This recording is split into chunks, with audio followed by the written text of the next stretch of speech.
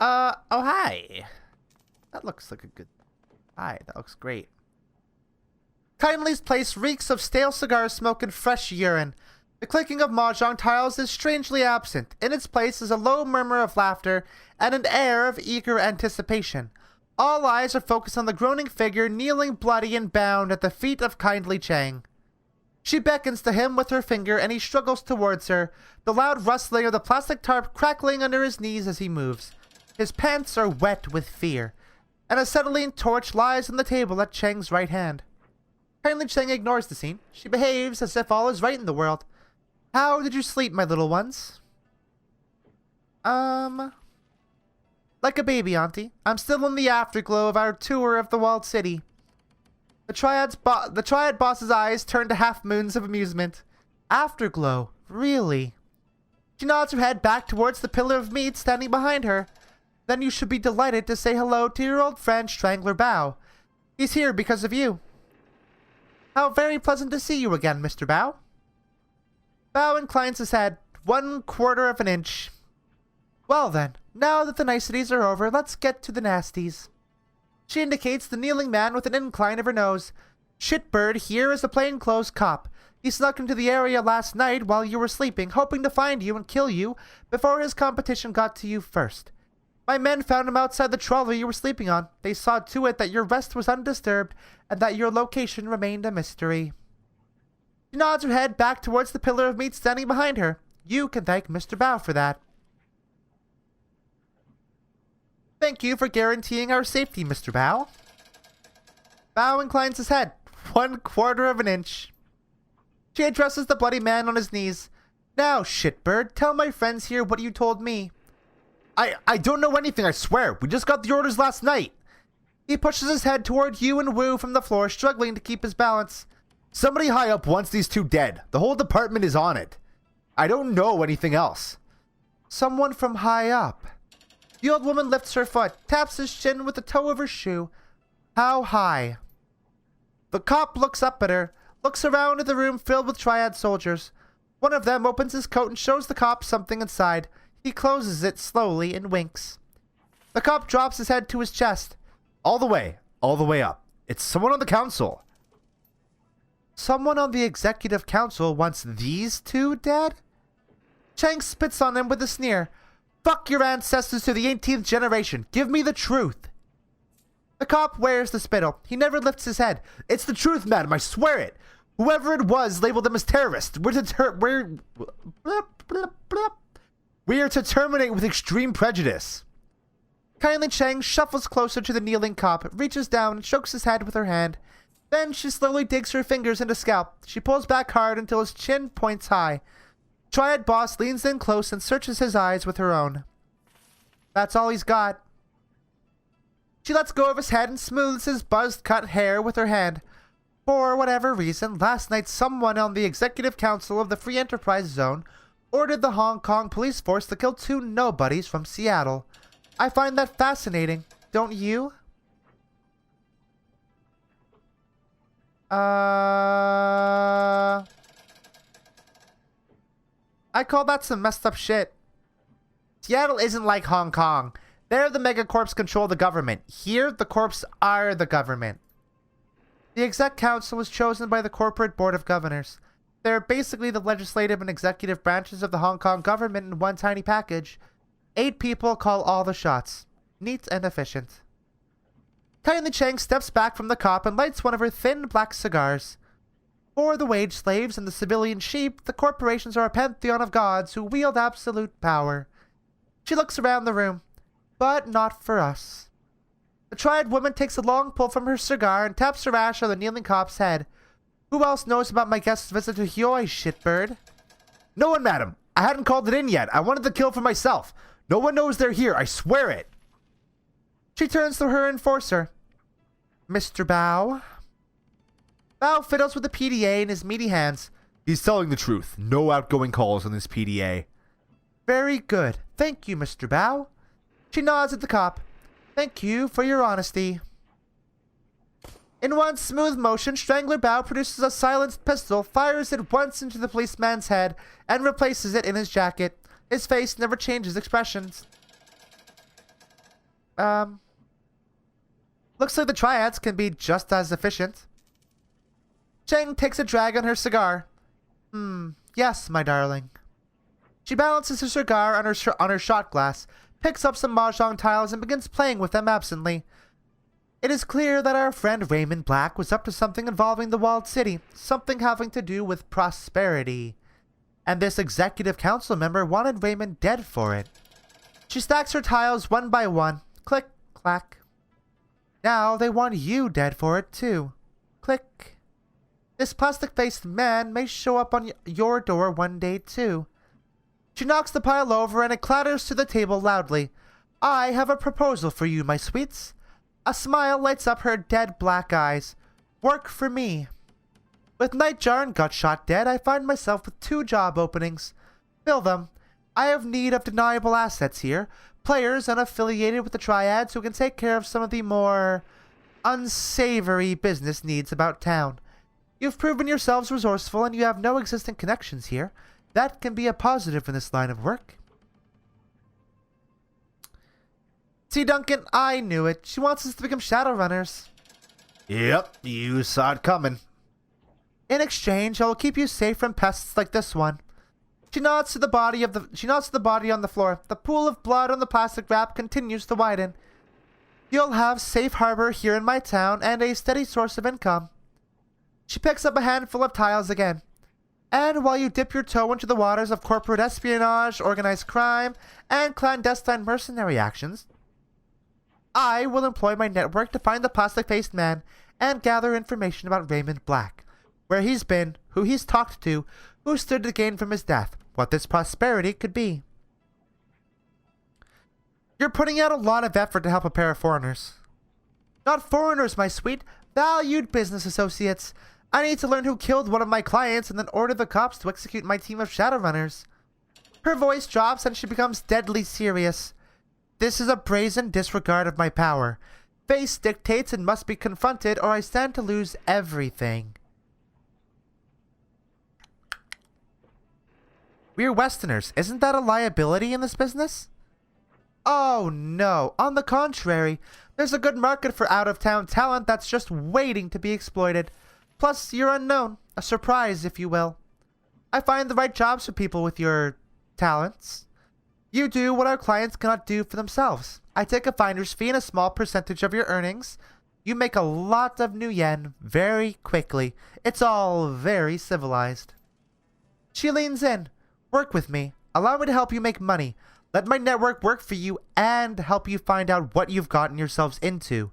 Without my help, you won't last a day out there. You are completely out of your depth, I'm afraid. You need a partner. Kindly Cheng will be your partner. Wu's hands go to his hips. He drops his head and shakes it a little, amused. It was just like you said, Bubusky. Shadowrunners. Glad I had some time to think about it. Process. He grips the back of his neck, squeezes hard, rips his hand away. Ah, fuck it. I'm not a cop anymore. That guy's dead. He nods. The decision's made. I'm in. What about you? I'm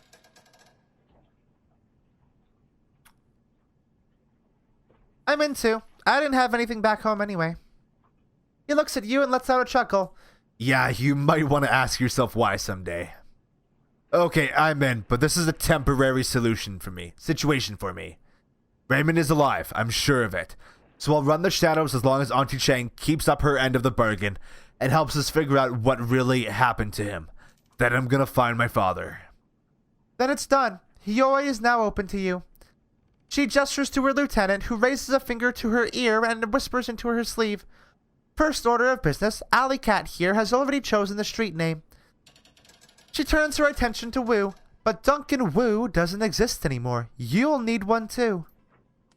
Wu sighs. Yeah, okay, I'll think of something. Gobbet rubs her cheek against her rats, a glint in her eye.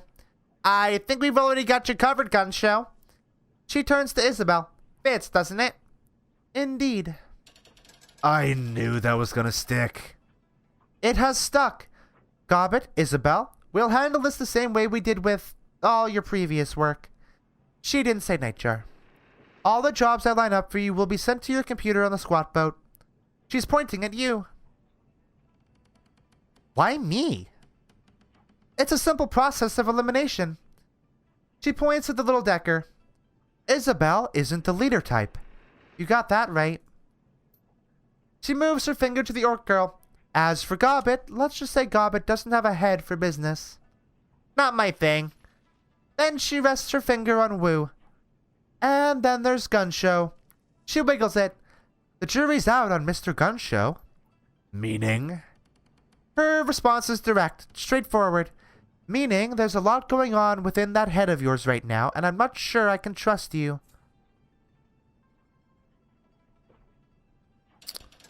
So I'm in charge because I'm the best of the worst? Oh, my sweet, don't put it that way. She opens her arms.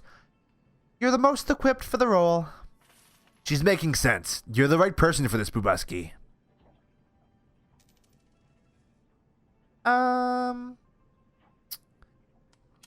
Bubuski Meowlissa doesn't exist anymore. Call me Alley Cat. Woo shakes his head, eyebrows raised.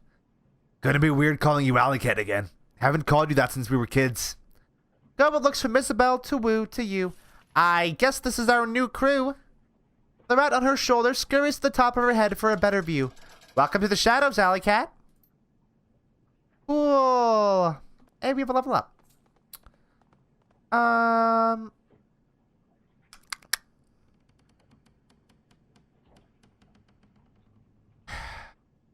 I think I want to have Gobbet be more focused on magic. Well, yeah, no, that's ideal.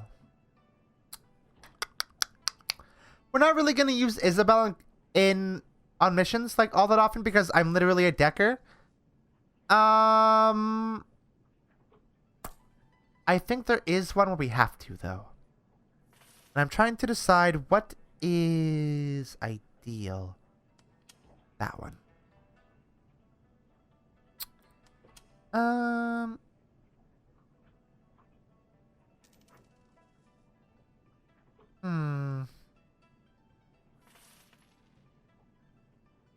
Let's do that. Yes. Exit. Okay, let's go get a new mission. Hey, now we're actually playing the game. Yeah, I know about crew advancement. I literally already did it. Okay, so first things first. Hey, Matthew. Smooth jazz drifts from cheap speakers on this barge. A wide array of worn-down drones litter the battered deck. Most are utility and domestic types, but a few, cordoned off from the others, are low-end security models. The salesman smiles indulgently at you, a tall, lanky human of clear Cantonese ancestry. He is wearing a cheap suit and limply clutching a smelly cigarillo. He adjusts his tie with exaggerated nonchalance, languid, ostentatious, like an American casino promoter. Hey there, beautiful. Welcome to our little floating heaven. You've got a discerning look to you. What brings you to Reliable Matthew's Robot Bazaar? He taps Ash over a bulky cleaning drone beside him. Not waiting for an answer, he continues. Perhaps you're looking for a hexacopter as a guide to Hong Kong, or a little handheld tarantular beauty to brew your tea? You're Reliable Matthew? That's right, Reliable Matthew Shun at your service. He extends his hand to shake. The odors of peach-scented moisturizer and stale tobacco smoke wash over you. We'll bow politely. Good day, I'm here to shop. I don't want to take up your valuable time. Matthew hastily puts his hand back and bows, a little awkwardly. Well, hey, beautiful. I didn't, expect such formality, especially from a newcomer to our lovely shores. You've got some class, friend. Well, now that we're acquainted, maybe I can brighten up your day a bit. What's on your robot list, friend? I'm interested in your combat models. Reliable Matthew looks over his shoulder at the security drones, some heavily cannibalized in the corner of the yard. He turns back to you with a nervous smile. Funny you should ask. I've just gotten a Doberman that I'm selling at an incredible bargain price. Shall we take a look? Yeah. These babies are expensive. Sell items. I should sell the AK, maybe? Hold on. How much is, like, a basic combat drone? 1,000?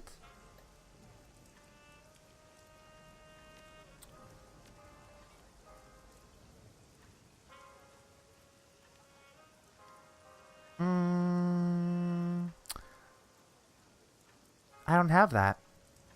I don't think I have a drone control data jack. Oh wait, I have a data jack. Obviously I have a data jack. Yeah. We're good. It requires drone control and data jack, not a drone control data jack.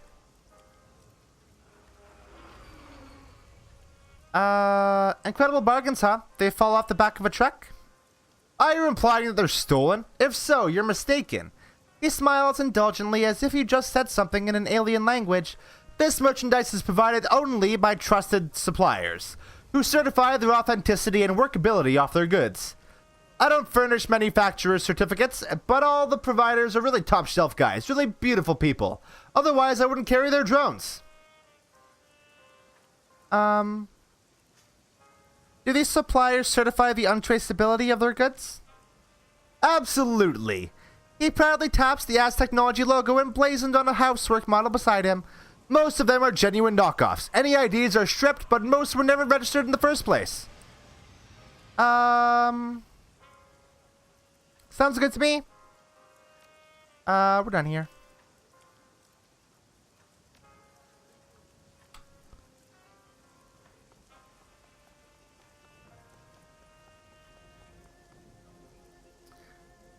As you approach the small landing, you see 3 men, 2 elders and a younger man, hunched over a go board. The juxtaposition of the 2 white-haired, white-bearded men and the black-haired man is almost comical. Together, the 3 resemble the small black and white stones of their game. Despite the variety of ambient distractions, the 3 men remain acutely focused on the game. One of the elders, a round-faced man with a beatific smile, carefully picks up a black stone and places it on the board. His opponent snorts and a small smile flashes across his long face. Almost carelessly, he snatches a white stone and deposits it on the board. I'm reading way too fast.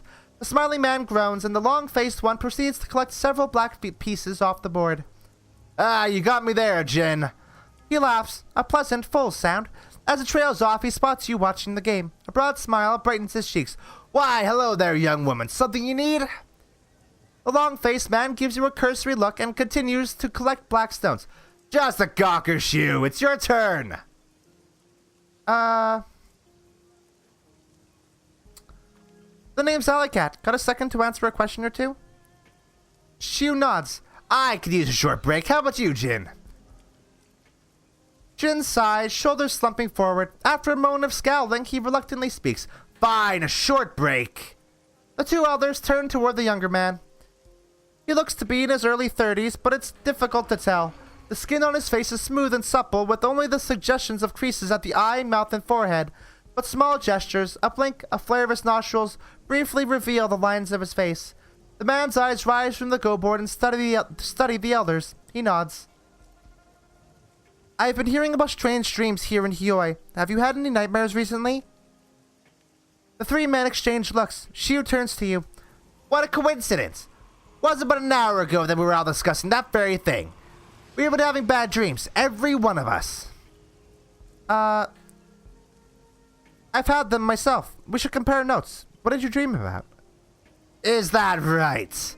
Jin leans in, stares at you. Can't say I'm comfortable with giving a stranger details about my dreams. Shiu waves his hand dismissively at Jin.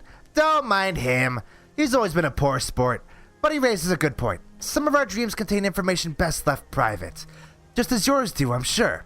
Having just met, how can we be sure that you'll respect our personal information? I'll tell you. The younger man's voice cuts through the din like a razor, and the elders fall silent. He turns to you and locks his eyes. Dark orbs that burn with piercing scrutiny onto yours. He nods and returns his gaze to the go board. I believe you're trustworthy. Please, Alicat, make yourself comfortable. I'll share my dream with you. I appreciate it. Go ahead. He exhales slowly, then begins speaking. I dreamed of a long, dingy hall. When faced with such a thing, one generally walks its length. So I lifted my right foot and placed it in front of me. But upon taking that first step, I found myself instead drawn down an alleyway to my left. It wasn't there before, this alley. It appeared only as I began to walk. As I moved down the alley, I found myself surrounded by friends and loved ones. They all stood there, silently watching me with smiles on their faces. And as I passed each one of them, they fell to the ground in my wake, dropping like puppets with severed strings. Somehow, I knew that if I followed this road to the end, I could have everything I'd ever dreamed of. But I woke before I could reach it. He folds his hands in his lap. There's a moment of silence before Shiu speaks up, the rosiness in his cheeks having drained away. I, too, saw the long hall. My own experience was different, however.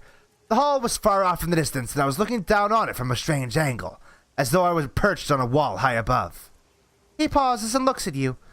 You know, young woman, Alley Cat, you look very much like the person I saw walking that hall. She moved steadily down the path, walking at an even pace, and just behind her a great and terrible shadow followed. Of course, I didn't have the best view up there on that wall, or wherever I was. It could have been anyone. Perhaps this old mind of mine is seeing your face now and misremembering the dream. He lets out a chuckle and a small flush of red returns to his cheeks. He looks over at Jin. Alright, Jin, go ahead. Jin broods in his corner, arms crossed and jaws set. I've changed my mind. I don't want to share my dream. Nonsense. Master Lao and I have both told her our dreams. Now it's your turn. Jin sticks out his lower lip. No. It's fine. You don't have to tell me if you don't want to. He holds his palm up toward you and looks at Shiu. See? Straight from the horse's mouth. I don't have to. Jin. Lao's voice is firm but soft. This is important. Jin's mouth opens and closes like a gasping fish. But as he looks at Lao, his body relaxes and a sadness seems to take hold of his features. All right. But don't you go repeating any of this, you hear me? He takes in a deep breath and slowly releases it, folding his hands in his lap. My dream began as a nightmare. I dreamed of the failures and mistakes that I've made throughout my life, the people I've let down, the competitors I've crushed, the wife who died in hospice without me. I dreamed of the family that I abandoned.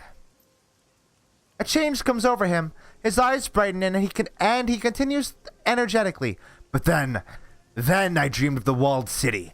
I stood before it and its door opened to me. And when I passed inside, all of my guilt fell away.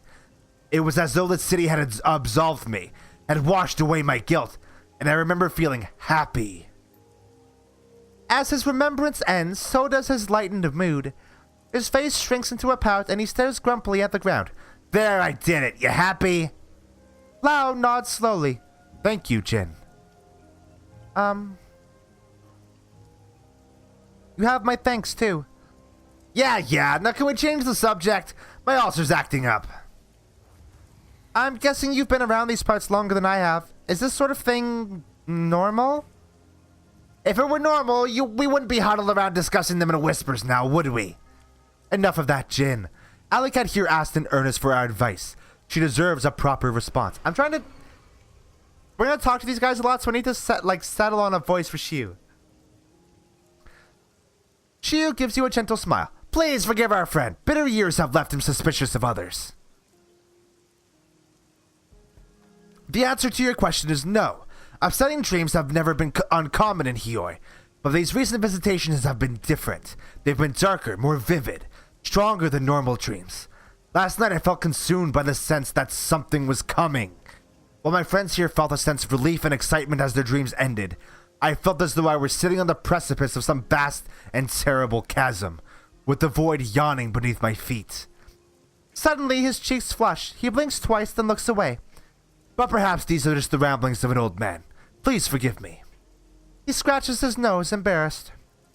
You speak wisely, Shiu. It is foolish to embrace a thing that you do not understand. What Jin and I saw in our dreams was alluring, but so is the light to a moth. Your instincts are still strong and sharp, my old friend. It is wise for you to trust them. Shiu bows deeply, his eyes to the ground. Thank you. I can only hope these dreams do lead to something beautiful. There's already enough deception in this world. Jin groans loudly. Can we get back to the game now? I don't want to keep you. Of course. Stop by again sometime soon, Alicat. Your company has been refreshing.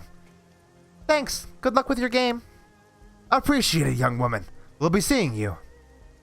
I like these guys a lot. They're very good. Oh, we gotta go in here. There's a character in here that is cool. And I like her. A mild scent, sweet and slightly herbal, is the first thing you notice upon entering the old shop. Its quarters are cramped, made smaller by the display cases and furniture packed inside. The walls are lined with bookshelves, and the tables and chairs are stacked with old tomes. A few titles jump out at you. Lucid Dreaming, an exploration of the inner self. Dream Logic, Nocturnal Visitations. Overall, the place feels lived in, if disorganized. Not quite cluttered, but close. Milling at the front of the store is the shopkeeper, lost in a book of her own. She's tall for a human, probably close to 2 meters in height. Her physique is typical bookworm, not overweight, but you can't see any muscular definition either.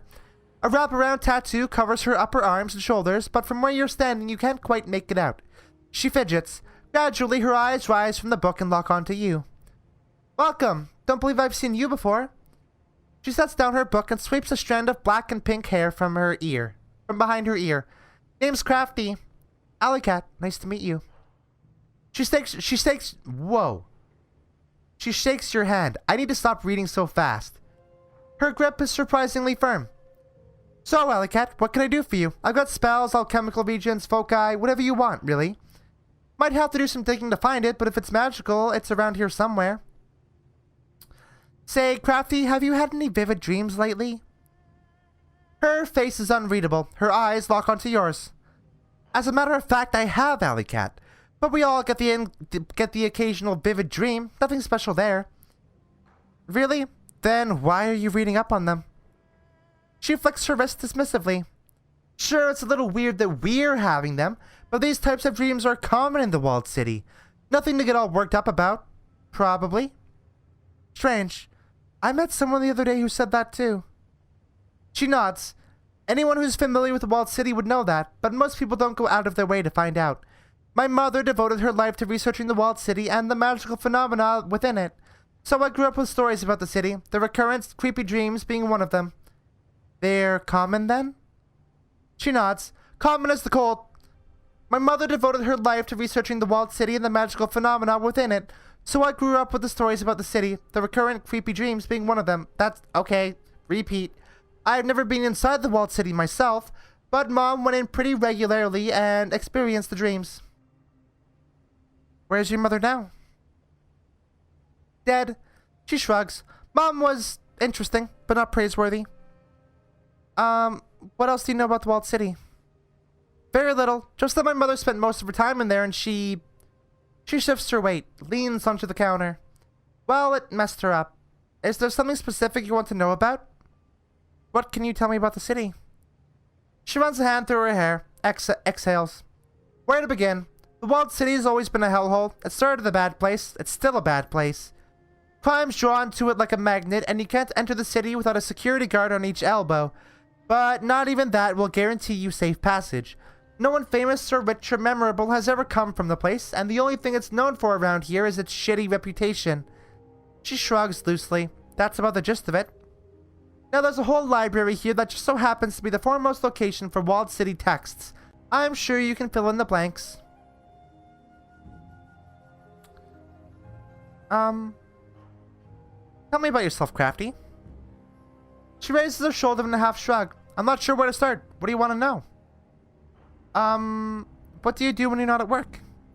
I've been pretty crunched here at the shop, so I don't have a lot of time outside of work. But when I'm off the clock, I like to read and paint, maybe kick back and enjoy a meal with my friends. My buddy Gobbet sometimes stops by with food. No drag racing or anything. Pretty boring. I know a Gobbet. Wonder if they're the same person.